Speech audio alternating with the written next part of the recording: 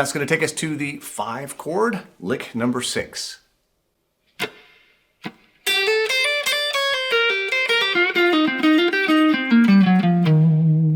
Okay, so obviously we got a lot of notes, and we got some notes that kind of don't make sense. This is kind of a cool thing. We're going to basically borrow a couple of the notes from the major blues sound. Okay, so we have the minor blues sound. We can borrow the 10th fret on both the 1st and the 2nd strings. It's the 2nd and the 6th of the scale. It makes it kind of a cool sound over the 5 chord. So we go from 8 to 10 to 8 to 10, 2nd string, 1st string, and then a quick grace note. And then we're going to strike the 9, which is, again, that flat 2. We've seen this kind of move. And it, as I've mentioned before, it works particularly well over the 5 chord, and there's not really a whole lot of explanation for it, other than it just kind of sounds really cool. You can think of it as the flatted 5 of the G, and since we're on a G, I guess that's sort of okay. But again, it's a little bit of an odd thing. It's one of those things you just sort of have to remember that it works and go with it. So again, we're going to have the 8 to 10, the G to A, C, D, C, D grace note, C sharp, C. Now we're going to be very much more straight minor blues. 11, 8, C, B flat pulls off to G, bend up the the F. F pulls off to E flat, C, E flat, hammer onto F, G, E flat, C pulls off to B flat, down to G, G flat, F sharp, F, E flat, the 11th fret.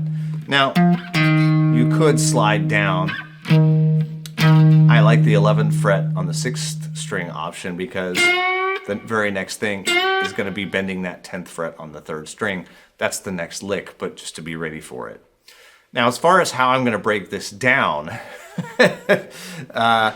we're basically doing it, 2 things in 1 count, 3 things in 1 count sort of thing. So I have count 1 and 2 and 3 and 4 and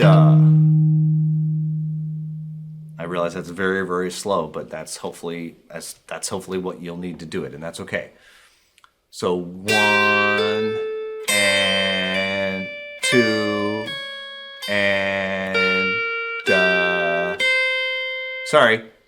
2 and 3 and 4 and I know. 1 and 2 and 1 and 2 and 3 and 4 and Again, we have to have something to anchor it to. I realize this is not trivial by any means. We're going to take it really slow on the count. You just got to try to get it reasonably anchored, and then as your ear will start to grab on to when certain things hit on the beat, and then as you start to speed it up, you'll kind of fill in the gaps, but at least you'll make sure that those things hit on those beats. So make sure you've got the notes under your fingers. You can count it the way that I did. It's very simple. I'm just kind of marking off 2 or 3 things at a time for each count. Nice and slow the way I was doing it. When you can do that, let's try it with a slow metronome. 1, 2, and 3, 4, and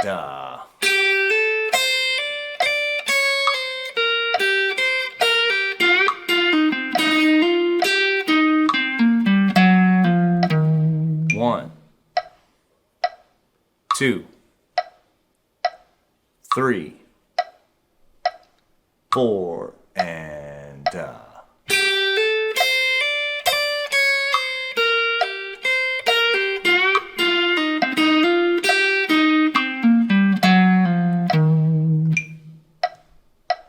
2 and 3, 4 and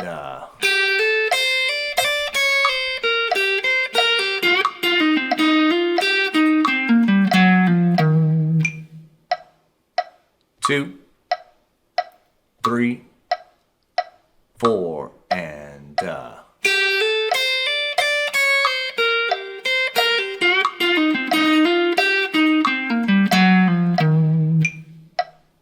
2, 3 and 4 and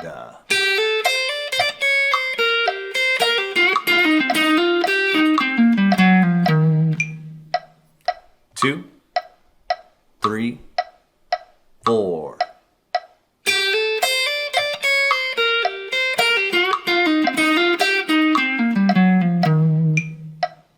2, 3, 4.